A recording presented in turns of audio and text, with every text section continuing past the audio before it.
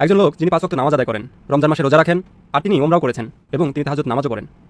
কিন্তু যখন তিনি একাকী সময় কাটান তখন কিছু খারাপ কাজ করেন যা ইসলামে নিষিদ্ধ। আর এর পরেই তিনি তার ভুল বুঝতে পারেন এবং আল্লাহর কাছে কান্নাকাটি করে ক্ষমা প্রার্থনা করেন। এরপর 3-4 দিন তিনি সেই খারাপ কাজগুলো করেন না, বরং ভালো কাজ করেন। এরপর আবার খারাপ কাজ করেন, এরপর আবার ক্ষমা চান। এমনভাবে পুনরাবৃত্তি হতে থাকে। কিভাবে এই অবস্থা থেকে উত্তরণ করা যাবে এবং তার তাকওয়া বৃদ্ধি করা যাবে? আপনার প্রশ্নের জন্য অনেক অনেক ধন্যবাদ, কারণ শুধুমাত্র একজনের নয়, এটি অসংখ্য মানুষের প্রশ্ন।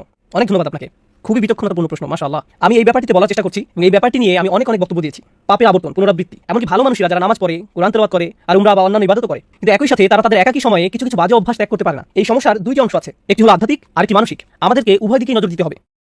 আমি মানসিক দিকটি নিয়ে শুরু করতে চাই, কারণ বেশিরভাগ সময়ই যখন এই ধরনের আলোচনা হয় তখন আমরা মানসিক দিকটিকে গুরুত্ব দেই না, শুধুমাত্র আধ্যাত্মিক বিষয়ে কথা বলি। এই কারণে আমি মানসিক দিকটি নিয়ে কিছু কথা বলতে চাই। আপনাকে এটা বুঝে নিতে হবে যে মনোবিজ্ঞানের একটা পরিভাষা হলো ট্রিগার। সহজ বলতে গেলে নির্দিষ্ট কিছু অবস্থায় আপনার মস্তিষ্কের নির্দিষ্ট কিছু রাসায়নিক নিঃসরণ আপনাকে বাধ্য করে নির্দিষ্ট কিছু কিছু কাজ করার জন্য। একটা উদাহরণ দিচ্ছি, ধরুন কোনো এক তরুণ অ্যাকশন মুভি দেখছে এবং মুভির মধ্যে এক পর্যায়ে কোনো সুন্দরী মহিলার ছবি চোখে পড়লো। মুভি পজ করে সে আরো বেশি খারাপ কিছু মনোযোগ দিয়ে দেখলো এবং এভাবে তার ভিতরে এই অভ্যাস গড়ে উঠলো। সম্পূর্ণ মুভিটির জন্য এমন হয়নি, এটি হয়েছে মুভির একটা দৃশ্যের কারণে যা তার মনকে ট্রিগার করেছে। আবার এরকম হয় যে কোনো কোনো মানুষ যখন তাদের অ্যাপার্টমেন্টে অথবা রুমে একা থাকে তখন আপত্তিকর কাজে জড়িয়ে পড়ে। তখন এমন বিষয় ঘটে যেটা খারাপ। যখন সে মসজিদে থাকে তখন এটা ঘটে না, যখন সে বন্ধুদের মাঝে থাকে তখন এটা ঘটে না। এই ব্যাপারে প্রথম উপদেশ হলো আপনাকে প্রথমে এটা শনাক্ত করতে হবে যে একাকী থাকার কোন সময়টিতে আপনি পাপ কাজে জড়িয়ে পড়েন, আপনি কোথায় থাকাকালীন এটা ঘটে, কোন নির্দিষ্ট সময় এটা ঘটে। আর আপনি যদি এই সমস্যা ঘটার স্থান, সময় এবং পরিস্থিতিগুলোকে শনাক্ত করতে পারেন তখন আপনাকে এই পরিস্থিতিগুলোকে পরিবর্তন করার চেষ্টা করতে হবে। আপনি একজন যুবক, ইন্টারনেটে যেসব খারাপ জিনিস পাওয়া যায় তা নিয়ে যদি আপনার সমস্যা থাকে, অর্থাৎ আপনি যদি ওই সকল বাজে জিনিস দেখার অভ্যাসে থাকেন, তাহলে আপনার ল্যাপটপ, মোবাইল রান্নাঘরে রাখুন, যাতে আশেপাশে আপনার মা, আপনার বাবা সবসময় চলাচল করেন। এগুলো আপনার রুমে রাখবেন না। আর অভিভাবকদেরকে বলছি, ঘরের মধ্যে এই জিনিসগুলোকে দৃশ্যমান স্থানে রাখুন। এগুলো আমাদের সন্তানদেরকে ধ্বংস করে দিচ্ছে। এখন আসুন এই সমস্যার আধ্যাত্মিক দিকটি আলোচনা করি।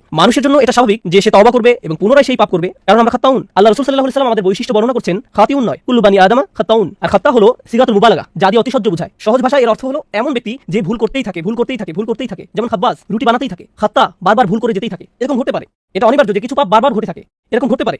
কিন্তু যদি আপনার মনের কোনো এরকম কোনো চিন্তা থাকে যে মুহূর্তে আমি তওবা করছি 3 সপ্তাহ পরে তো সেই পাপই আমি আবার করবই, যদি আপনার মনের কোনো এই ধরনের কোনো চিন্তা থাকে, তাহলে লাইসাতিত তাওবাতু লিল্লাযিনা ইয়ামালুনা সাইয়্যাত, তওবা এমন ধরনের লোকদের জন্য নয় যারা নিয়মিত খারাপ কাজ করে। আল্লাহ বলেন, ওয়ালাম ইউসিরু আলা মা ফাআলু, তারা নিজেদের কাজকর্মের জন্য হঠকারিতা প্রদর্শন করে না। অন্যভাবে বলতে গেলে আপনাকে একনিষ্ঠভাবে জেনে বুঝে মৌখিক প্রতিজ্ঞা করতে হবে যে আমাকে এই কাজটা বন্ধ করতেই হবে। এরকম না যে আপনি একবার কান্নাকাটি করলেন, এরপর আল্লাহর কাছে বললেন আমি অত্যন্ত দুঃখিত, আমি বিশ্বাস করতে পারছি না যে কাজটা আমি করেছি, আর আবার একই কাজ করেন। আপনাকে উপায় বের করতে হবে যে কিভাবে এর থেকে পরিপূর্ণভাবে মুক্তি পাওয়া যায়। নিজের সাথে ঐকান্তিক প্রতিজ্ঞা। আর আপনি যদি নিজে নিজে এটা করতে না পারেন, বন্ধু বান্ধবের সাহায্য নিন, এমন মানুষদের সাহায্য নিন যাদেরকে আপনি বিশ্বাস করেন। আমি জানি কখনো কখনো এটা বিব্রতকর, কিন্তু আমাদের সবারই মাঝে মাঝে পরামর্শ বা সাহায্যের প্রয়োজন হয়। আপনি যখন বুঝতে পারেন যে এরকম ঘটছে বছরের পর বছর আর আপনি এটা ত্যাগ করতে পারছেন না, এটাই সঠিক সময় কারো কাছে সাহায্য চাওয়ার। এই কারণে বর্তমান সময় উম্মার জন্য মানসিক এবং আধ্যাত্মিক কাউন্সেলিং অত্যন্ত প্রয়োজন, এবং এত বেশি সংখ্যক পারিবারিক কাউন্সেলিং প্রয়োজন যে এটাকে বলা যায় উম্মার জন্য অত্যাবশ্যকীয় বিষয়গুলোর একটি, কারণ এটা মানুষের কাছে শান্তি পৌঁছে দেওয়ার একটা মাধ্যম হতে পারে।